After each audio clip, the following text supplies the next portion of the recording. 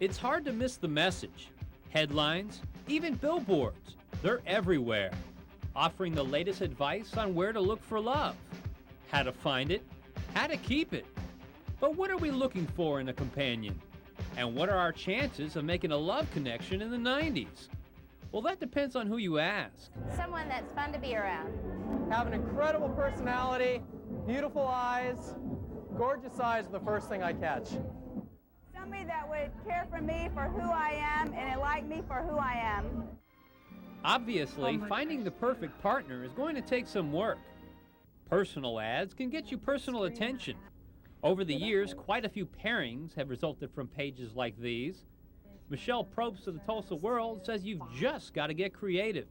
The ones that are going to get your attention will probably be the ones that are more comical, more original that you are, the more your ad will be read in there. It's pretty simple. You place your ad and you wait for inquiries. All you need is a phone. It's up to you to respond to the messages. So it may very well be that the next sound you hear is not this one, but this one instead. If personal ads pique your interest, you might want to take it one further and check out a video dating service. Sherry Orr of the Singles Station says, don't let stereotypes steer you away. Members that come in here, none of them have a problem getting dates. It's who they want to date and who they want to spend the time with is what's important to them. And date they do. Members join the service for a fee, and after an interview, you browse through the files of other members and hopefully make a connection. Sherry says singles are all really looking for the same things. Somebody else to spend the rest of their life with without having to waste their time in bars and playing guessing games. What could be the most unusual and is definitely the most modern way to look for love in the 90s is right over the airwaves.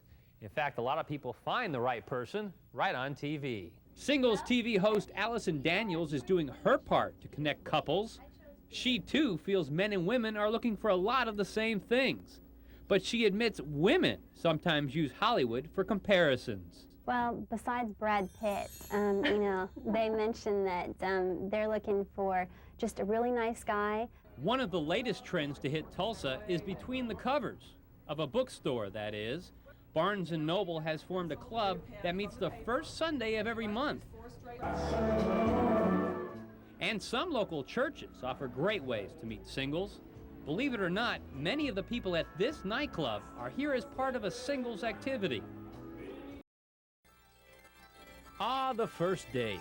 We want everything to be just right, from the perfect look to the right plans for the evening. It's important things go well. But even if your date includes a ride in a limo, there's no real guarantee your tale will have a happy ending. Take, for instance, couple number one. Essie and Gary met through TV and allowed us to go on their very first date. It began with the taping of an episode of Singles TV. Gary presented flowers to Essie. And believe it or not, the flowers actually got their date off to a rocky start. You know, I had picked up my own flowers because I'll come over here. He had no way to get them, so I had to pick up my own flowers. Essie says she wanted to make the best of it, but with the way Gary started to talk about the movie they were going to see, she knew the date wasn't going well.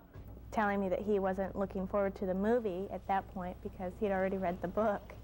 Gary knew right off there probably wouldn't be a second date. So I acted kind of like a jerk, you might say, and towards the end of the date, and we cut it short. We didn't watch the whole movie. A match for these two? Sorry. No love connection. Now, if that last story left you with a sinking feeling, don't despair. Just remember the saying, there are more fish in the sea.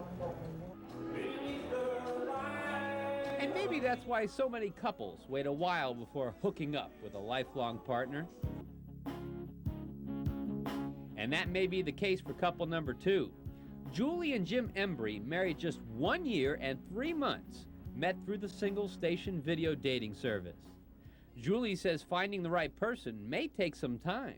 I didn't expect to meet, the man of my dreams immediately, and I didn't. It took a while, but I also met some nice people along the way. And Jim admits it was hard to tell friends he met Julie through a dating service. I always told everybody, like, yeah, I met her through a friend. Yeah, that's it, you know. So, Right. yeah, that's the ticket. Yeah, but, because some people would just laugh if you told them. So if you're keeping track, we're 1 for 1 with a happy ending for couple number 2.